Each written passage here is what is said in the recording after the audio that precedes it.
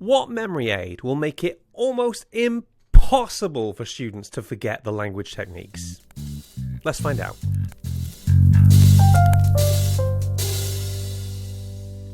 Hi, I'm Giles Goff. I'm a writer and a recovering English teacher. And today we're going to be looking at language techniques.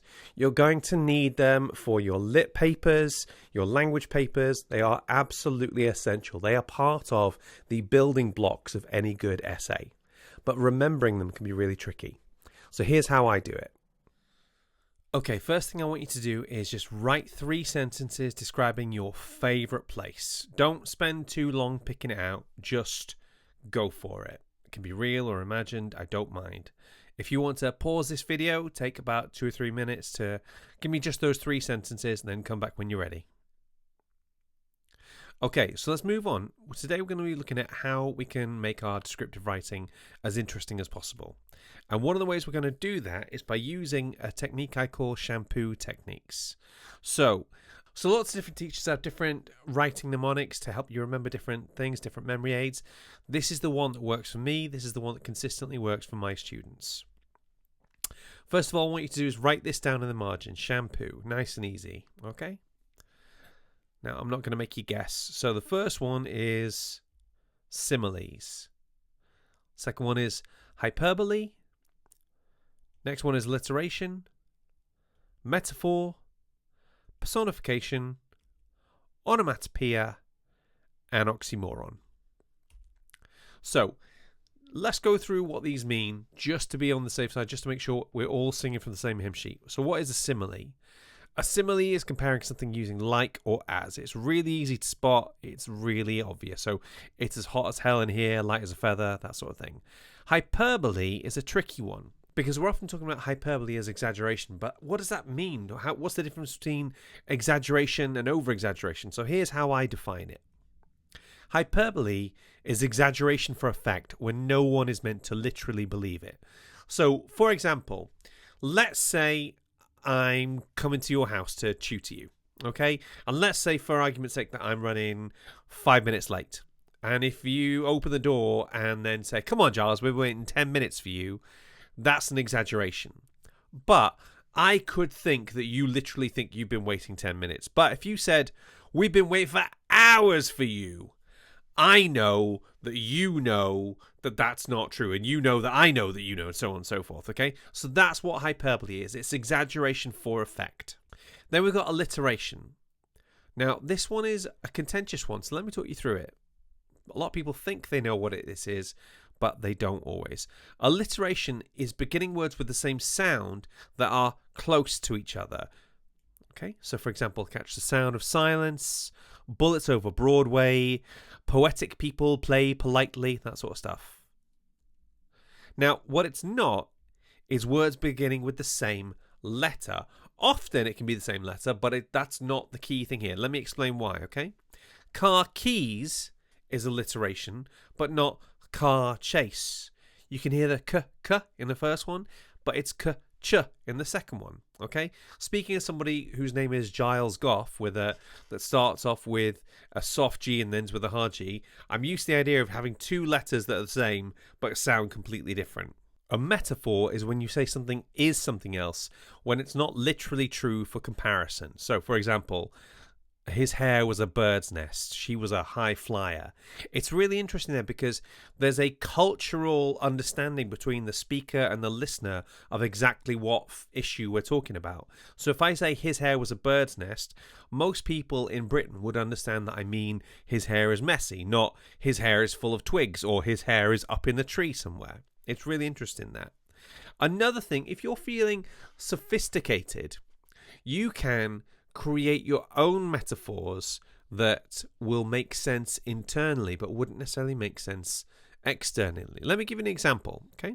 So for example, if in your writing you were talking about how much you love Saturday nights.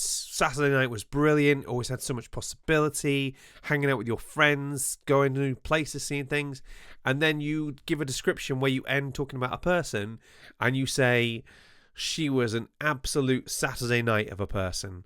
We understand that you're talking about all those emotions associated with that person. So that's something you can do if you're really feeling fancy. Personification is a nice easy one. It's giving an object human qualities or traits. So the sun smiled down happily. The sun did not smile down happily. The sun doesn't do anything happily, okay? It is a massive nuclear ball up in the sky. But you know what I mean when I say that. It means it's a sunny day. He makes lightning jealous. Now, this is one that often messes up some of my students when I say he makes lightning jealous. They really struggle with it.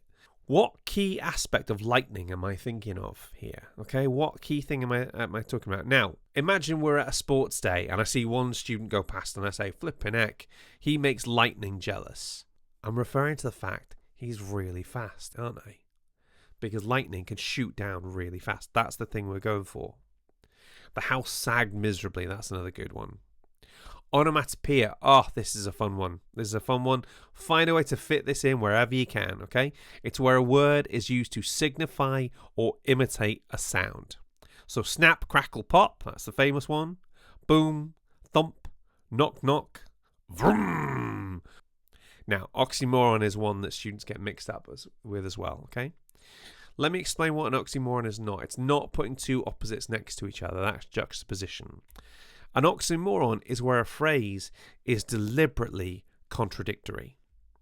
So the crispy C. Is it physically possible for the C to be crispy? No. For something to be crispy, it has to be dry, and the C, by definition, cannot be dry. The cold sun. Square wheels. Again, we're back in our sports day situation, and we see one kid go past. I say, flippin' heck, he makes lightning jealous.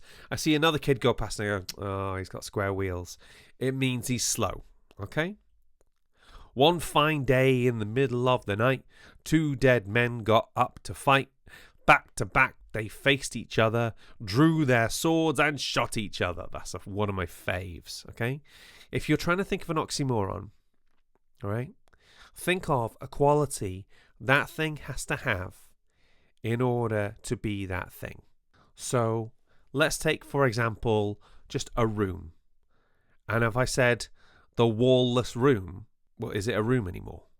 That's how you make an oxymoron. You find the key thing it has to have and you invert that thing. If you like what you've heard so far and you want to hear more, just give us a quick like and subscribe on this video, and that would be really appreciated. All right, let's get back to it. So now, what I'd like you to do is go back to your description of your favourite place that you wrote before and rewrite it using 3 elements of shampoo. Pause for a sec, come back to the video when you're ready. Fantastic. Hopefully now you should be able to write in a way that's going to be a little bit more interesting, a little bit more engaging, and that's going to start to show up in your writing in school. So that is shampoo. And that's the one that works for me. Now, I must say, it's not exhaustive, okay? What techniques would you include? You could have list of 3, you could have pathetic fallacy, you could have repetition, just to name a few. It doesn't matter which techniques you include, but shampoo is a really good way to remember some core techniques. If you have any requests of any videos you would like me to cover, you let me know and I'll get right on it. I hope this proves useful for you, and I look forward to seeing it in your essays. In the meantime, if you could give me a like and subscribe, and I'll see you in the next video.